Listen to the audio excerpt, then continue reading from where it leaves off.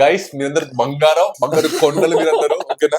Comment మాత్రం పెట్టకండి. A4 Apple B4 ball నేర్చుకోవడానికి 1,00,000 ఫీజులు ఎందుకు అయ్యా? రేపు పొద్దున ఇంటర్వ్యూ పెట్టుకుని అర్ధరాత్రి కూడా మా సీనియర్ల డోర్ దగ్గరికి ఎత్తిపోయి కొట్టేదన్నమాట. అన్న చెప్పని ఒక ముక్క రాదన్న, అన్న ఏదన్నా ఇచ్చేది పోతుంది అన్న, నీకు డిగ్రీ లేకపోయినా పర్లేదు, స్కిల్ ఉందా, ఏ స్టార్ట్అప్ అయినా జాబ్ వచ్చింది. నేను ఉన్నాను ఇక్కడ, హమ్ హేనా. లైన్ లో ఉండు, నువ్వు లైన్ లో ఉండు. ఇవిడెవడో బంపర్ ఆఫర్ ఇస్తున్నాడు, లైన్ లో ఉండు. జాబ్లు మొత్తం స్విగ్గీలో చూసేసుకొని ఇట్లా ఆర్డర్ పెట్టుకోగానే డోర్ వచ్చి కొట్టి మరి ఇచ్చిపోయేటట్టు.